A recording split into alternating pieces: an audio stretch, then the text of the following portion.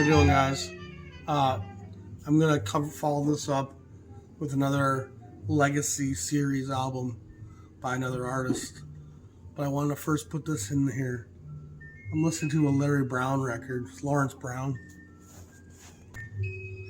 And Lawrence Brown, of course, is a legendary trombone player with Ellington for a long time. Really beautiful melodic player. And there's a lot to appreciate on this record. You might remember I got this in Chicago, finally getting to listen to it. And there's a lot that's really quite incredible on this. And for my place where I'm in my world right now, I like this more than I like the new Jackie McLean Tone Poet. Of course, I had an old version of that, so I've heard it before.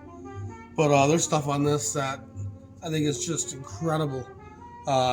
With a blue note in general, but something like that Jackie McLean, everything's going to be kind of in a similar vein, and you're going to be able to kind of describe things more narrowly. And that's the thing about jazz, is like you'll get various styles and sounds on one record. And so you'll get a bluesy track, you'll get an up-tempo bop track, you might get a modal thing at some point, depending on the era.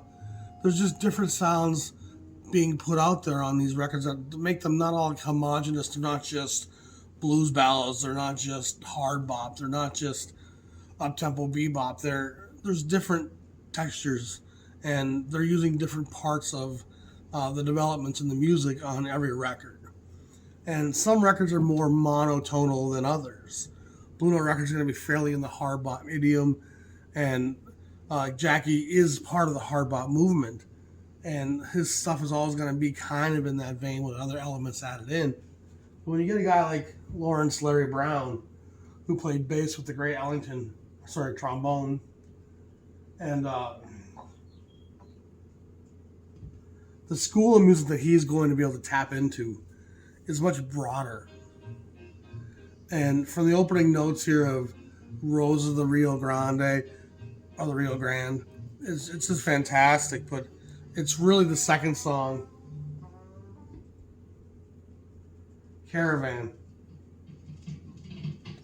which makes it sound like you're at a market bazaar in Fez or Marrakesh. The bass player on this record is a guy by the name of Lloyd Trotman, who all throughout the record does some incredible stuff. It's got a light wispiness. You've got your Arabian incense, camels, you got the bright colored fabrics hanging in the bazaar, the old architecture of the different invading groups that have come through. It really paints a picture, but it's very delicate. Sam the Man Taylor's playing some of the breathiest Ben Webster soft tenor stuff you're ever going to hear, just wispy. But all in all, there's a femininity to this record, a daintiness, a soft touch of the palette. The colors all have a little fuzz to them.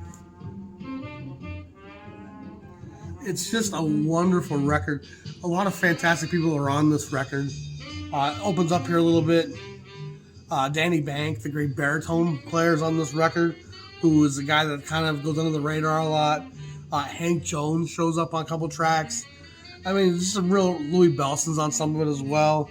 But again, it's some of the bass playing on this record that really has jumped out at me. But this version of Caravan, it's one of the best versions I've ever heard. It now goes right back to the Sands of the Arab. The moaning of the thirsty camels. And again, there's just a wispiness to it, a delicacy, a feminine. And I get that kind of coming across on other tracks on here.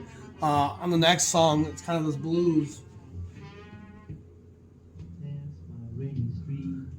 Down the Street, Around the Corner Blues, it's called. And it's just got this wonderful New Orleans death march meets the blues.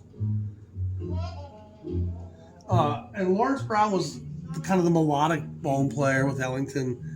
You got guys like Tricky Sam Nanton who were more about plungers and making sounds. but you get some growls and stuff from him on this record from Larry. But Larry was a sweet, melodic, creamy player, and he just makes that trombone sing. It's such a great record. Where or When sounds like a rainy day. Clouds, grays, monochromatic. The sky's kind of a yellowish gray. The dew, the mist, the moisture, it's all just kind of softly present. See what I'm saying? This track's called Where or When. It's just a delight. But it's feminine. It's petite. It's dainty. It lilts across the grassy meadow. You know what I mean? It's got such a wonderful sophistication and refinement to it. So whereas Blue Note's very on the edge and aggressive and full effort blowing most of the time. You know, you got guys who deviate from that, but like a lot of that hard bop stuff's full aggression. It's Pantera, it's angry, it's full of riff. We're gonna speak. This comes from a whole different sense, another side of jazz. And it stays lilting and swinging and just wonderful. And then the bass line on this last track here is called Just One of Those Things. Boom, boom, boom, boom, boom. It just swings. It's good. I don't know if you hear that bass line coming through or not, but it's sick.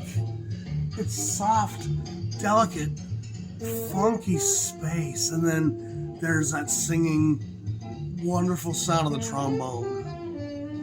To me, it's one of the saddest things about the 60s in jazz. It's how the trombone kind of disappears. Everyone wants to honk their saxophone and make it scream like Coltrane and Pharoah and all those guys. And a bone's always going to give you sweet syrup.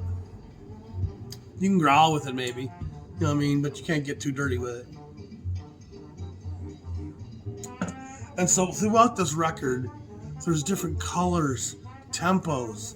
Like this just kind of sambas into your ear and hangs out for a little bit.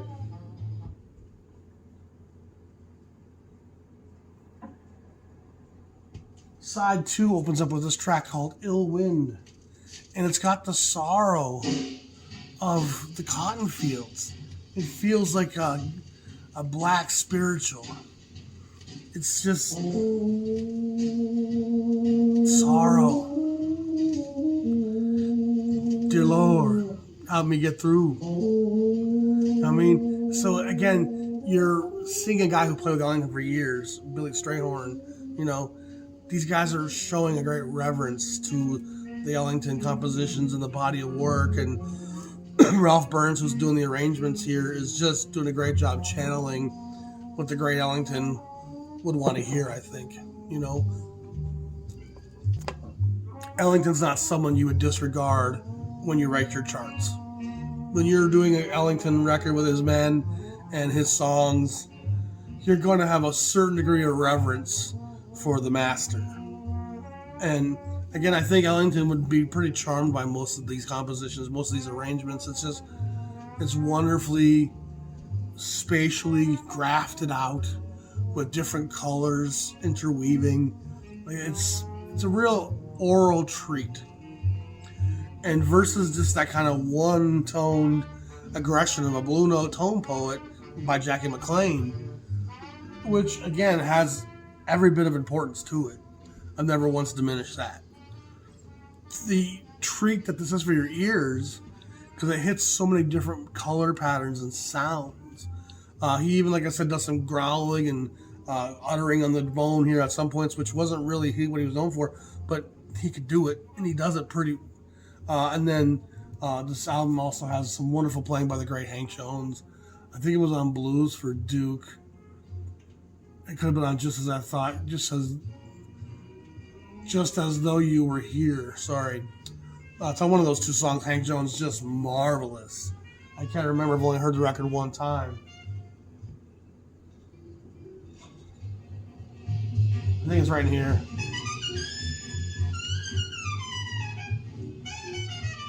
Uh, yeah, some fantastic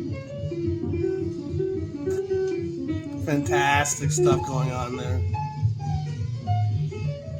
Against the lilt of the swing. The touch, the dexterity, the swinging component of it. Like it can't be rigid, it can't be boxy. It's gotta have, see what I'm saying? That's what's the essence of jazz, and that's why a lot of the modern interpretations of jazz, with electronic process, repeating beats and bars, it can't have that same human component. I mean, the fleshiness. That's what jazz needs. It needs that fleshiness, that human feeling, variation. I might not even feel the same way when I started playing the songs I do by the time I'm done playing the song. And the rigidity of modern music takes away some of the emotional dynamics, some of the interaction with it as a listener. And this music like this is such a treat because of the varied colors, tones, moods, places it'll take you. And so when you're collecting your jazz records, it's great to buy all the stuff that you hear about Record Store Day. It's great to buy all the stuff that's being reissued by all the great jazz labels. Don't get me wrong, that's important. But I think so many of us are kind of forgetting the fact that so much of the canon is not being reissued. And that to look for a bunch of old great jazz records that aren't being reissued, those are the ones that are actually going to come at you for good prices. I think I got this for $30. And it's a beautiful old condition clef pressing of the Norman Granz session with Lawrence Brown. It's just a treat. And it's not something that's probably ever going to be reissued.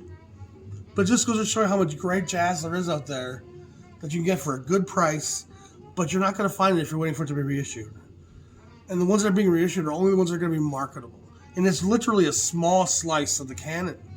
And so you're going to get 5-10% of the history, and we're going to miss all the rest of that information because we're just waiting for the new releases that are being reissued today. And records like this aren't in that high a demand. So you can go out and find stuff like this, and when you're shopping, if it's an old clef record, it's going to be great. Norman Granz doesn't mess around. So anyway, I just wanted to add that in there. I really enjoyed this record a ton, and it just needed to be talked about a little bit. So there's that. We'll come up with the next part in a little bit here. Morning, guys. Afternoon, evening, however you want to look at it. We're talking part 7 of my Legacy Series on jazz records that are kind of landmark legacy records for an artist in their career. Most of the albums we've done so far have been fairly simple choices. I think with Mingus, I probably could have gone Mingus Haum. I don't think you can deny Kind of Blue, something else. Meets the Rhythm Section. A lot of those records are pretty clear-cut, seminal career pieces that are a lasting legacy and would be the one record that would probably always remain in print. And some artists, it's much tougher to make that call. And with some artists, there's a issue of their 78 era material being hard to translate in something like this.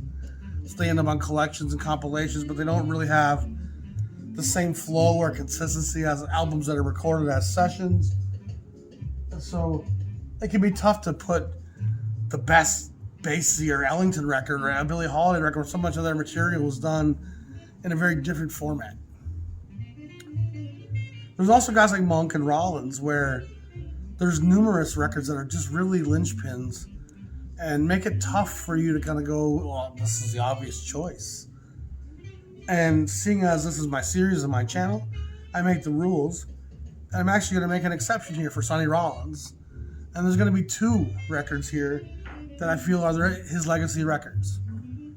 And I kind of went back and forth for a week on, it's going to be Saxophone Colossus. No, it's going to be The Bridge. And it's a tough call. They're both incredible records by a guy in the crux of his career, at a really focused point. Here he is, coming off having worked with Clifford Brown and Max Roach 1956 at the Prestige label, working with the great Tommy Flanagan on the piano, Dougie Watkins on the bass, who passes away in a car crash not long after this, and the great Max Roach on the drums.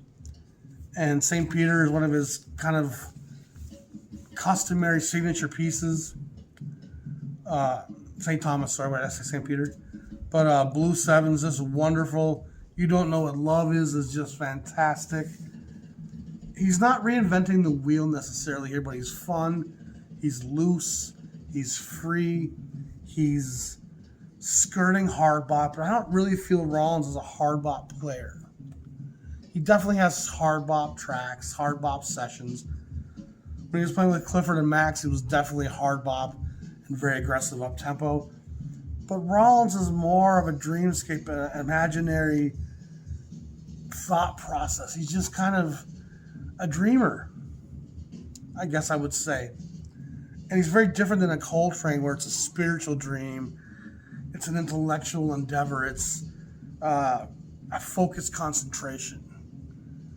Looking through harmony out of chaos, Coltrane. Like, it's a very different distillation of the process.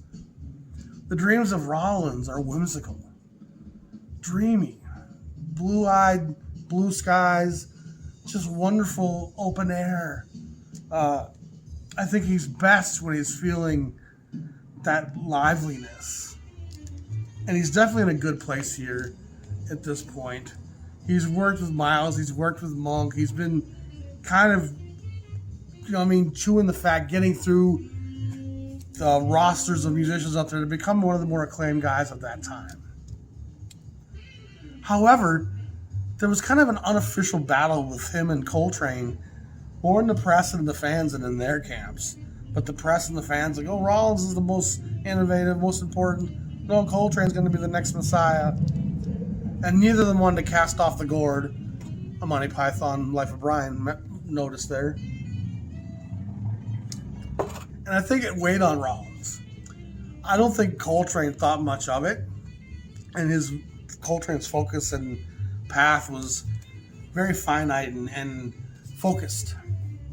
I think for Rollins, the pressures of hearing the changes happening, and Coltrane, as he starts to develop towards Giant Steps, and then Ornette Coleman's kind of innovations in 58, 59, all of a sudden Rollins is feeling not stifled, frustrated, unsure, unclear of what path he wants to take. He does some work at Contemporary Records. That's kind of light and fun, old farmhand, the Western album cover. And does a little work at Riverside that's got some real charge to it. But then he decides to take a hiatus. And it's when he takes this hiatus, he ends up practicing on the bridge that's famous. I think it's the Queensboro Bridge across the East River. Just lonely in the night, playing away. In his own mind, kind of being done with society and I think some of the pressures that comes with performance and competition and the press and the media and the reviews and trying to reinvent yourself and be fresh can be a lot of stress to try to keep up to expectations, the pressure of expectation. And he takes a good stretch off, I think about a year and a half even. And it's the first of several sabbaticals where he would leave the music for a while, including one period in the 60s where he left for a good stretch. But he comes back with a fury, and he's signed by RCA Records, which is one of the giants of the industry. So he probably got a decent payday to sign with them. This would be akin to Miles going to Columbia. Bigger than Coltrane going to Atlantic in terms of revenue streams. I'm sure Coltrane got paid okay at Atlantic. I don't know these numbers. But RCA was a big national endeavor. It was a big multinational corporation, record company of America. And so getting signed to RCA was kind of a big coup for him. And I'm sure that financial opportunity helped lure him back into the limelight. And he's working with Jim Hall, the great guitar player on this, along with Bob Cranshaw on the bass, a fantastic bass player. H.C. Saunders on the drums, produced by Bob Prince. And so you have a fairly untraditional lineup here with guitar, bass, drums, and saxophone, no piano. And of course, Rollins had kind of a history of going pianoless at times. It means that the underlying chords aren't going to be laid out for the listener, which actually gives the horn players some more freedom to establish alternate melodies because the chords have been abandoned without the piano being there to lay that foundation down. Hall seems to kind of inspire Rollins, and it's kind of a light, happy.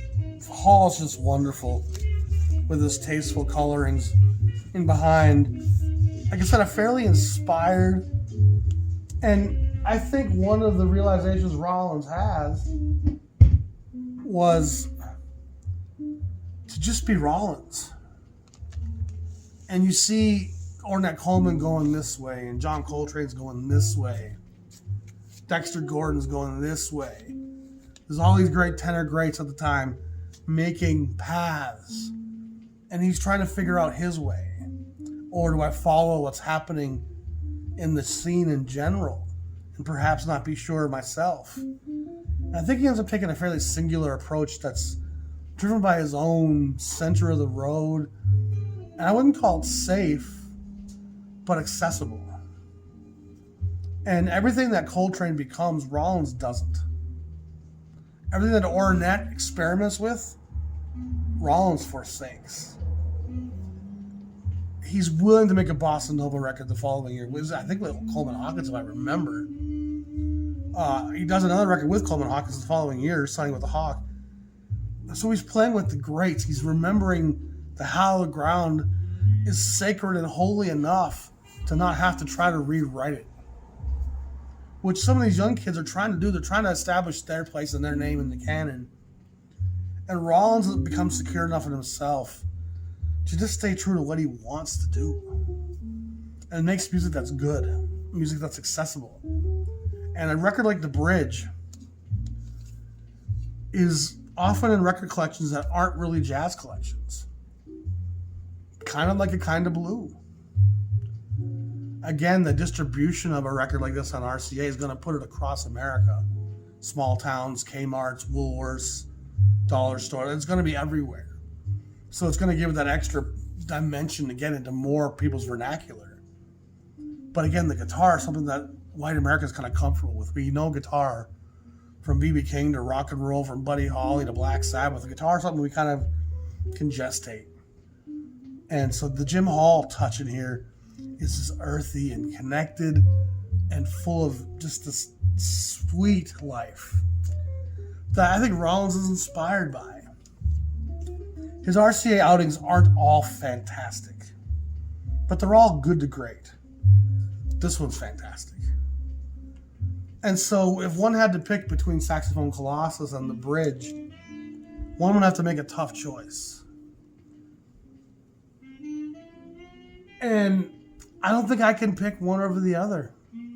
I've waffled back and forth. Even now I was about to say maybe The Bridge, but then you got, the ballads on here that are just so adorable. When he's playing, you don't know what love is. Can you live without that in your life? I don't think so. So I think really, while he makes a lot of other great records, Rollins, without question, and his early 50s work is in that whole melee of Monk and Coltrane and Miles and all those great artists that were kind of cross-breeding with each other, inspiring new ideas and backing each other up with their new ideas. But he really comes into his own with Saxophone Colossus, and then he really finds his fertile ground when it comes to The Bridge. And then he ends up going into the 70s after a second hiatus, making fairly middle-of-the-road, safe, traditional commercial jazz, but that always has some character and feel to it, that's some real to it.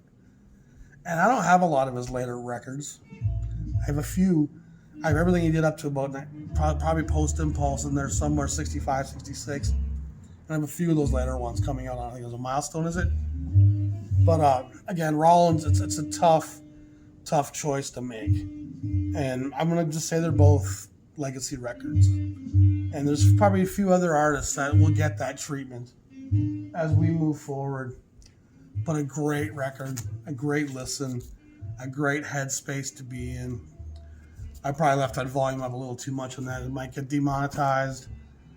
And if it does, I might have to remake it, which would be annoying because I think I did a good job on this one. Anyway, that's Legacy Series Part 7, is it? I think it's Part 7.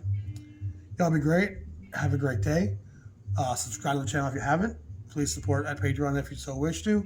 There's some cool Jazz Shepherd merchandise in the Jazz store in the description below. We'll talk to you all soon. I'm going to do a cool episode coming up on the craft contemporary records that are going to be coming out. I'm going to preview that stuff for you. If you want to buy some of them, I'll let you kind of know what they sound like. We're not going to be talking about the pressings. I don't have I have the old pressings.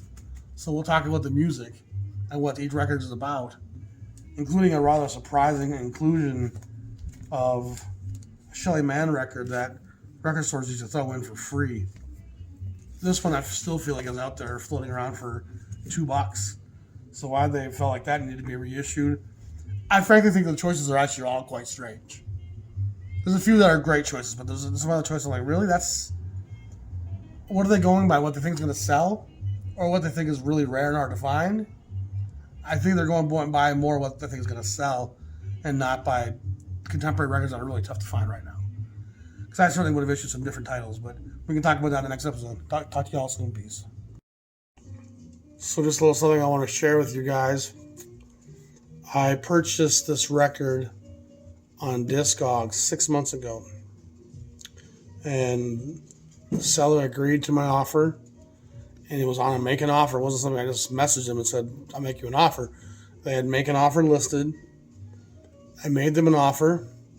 The record's in poor condition from what they say. Good minus, good plus in there somewhere. So I offered him like $6 for it. For some reason, when I went to pay for it, the button that you click on, the little blue button that says pay now, or maybe it's green, it wouldn't populate. I couldn't get it to become active. I told the seller, like, it's not allowing me to pay. It's not allowing me to check out. What do you think that is? And I waited a few days for a response, and he ended up canceling the item and refunding me. Well, I didn't refund me. I didn't get to pay. But I told him I wanted the item, and he refused to even respond to me at this point. I took it off his site, and once he canceled the sale, I couldn't find any way on Discogs to complain to anyone because we agreed to a sale price. I couldn't check out for some unknown reason. And I've checked out 1,000 records on eBay, on Discogs, sorry. And a little while later, I saw he relisted the record for like 4 times what he had it listed for when I offered. And so it was like $30-$40 all of a sudden. And I'm like, I messaged him again. I'm like, this is a record I won. I wanted to pay for it. Something was janky with the system. And maybe you just reneged, decided it was worth more than you that. And maybe you saw what another one was selling for. But never responded. 6 months goes by. And I decide, I've been buying records the last 6 months. So I haven't really even thought about it the last 5 months, you know. I was pretty annoyed at the time, though. And so I started looking for some records again after I got back from Chicago. And I figured I'd check on this record again and see if it was available somewhere. And lo and behold, the same seller has it listed still. And it's listed now like at $20, make best offer. And I made him an offer. It was $12. And man, I offered to pay $6 before and he agreed to that. So I offered to pay $12 this time, 6 months later. And I'm the only person probably who's even had interest in this record the last 6 months. Twice I've made him offers on it. He accepted the first one. He declined my second offer. I don't know if he recognized me from before or just didn't want to take the offer. But once again, he just denied my offer. Didn't respond to any of my messages or follow-ups. And it's these type of sellers, I think, that are really giving online sellers a bad reputation. And I know it goes both ways. There's a lot of customers who make online selling a real drag. You know, complaining about the littlest things, creases and elbow bumps and just things out of the seller's control often. And so it can be difficult to be an online seller. But to be an online customer has its challenges as well. And when you see a guy pull a record back that he agreed to sell you and then mark it up 4 times what he originally had it for, and to see it still sitting there 6 months later, it's been reduced once or twice, I don't know, down to like $20, and then he still doesn't take your offer or return your messages. And the problem here, I guess I'm curious if anyone can tell me, who do I contact at Discogs, or who could I contact at Discogs to report this guy? Because once the sale was canceled, there was no longer an ability to follow up on what happened with the sale. There was there's a box in Discogs that allows you to contact seller and all this stuff when a sale is live. But once they canceled it, there was no more option for anything. I couldn't figure out how to contact Discogs and say the seller has reneged on my offer, and now he's marked it up, and I think it's unethical. And you don't have some gem. The jacket's falling apart. If you're watching this, you know who you are. I'm not saying no names. I'm not even going to name the record. But I think it's sellers like that that really do a disservice to people who want to shop online. So again, does anybody know how you can contact Discogs once the sale is no longer active? Because I'd like to kind of complain about this one. This one's kind of been annoying to me. Anyway, no big deal. And that's just a little tidbit I wanted to add in there.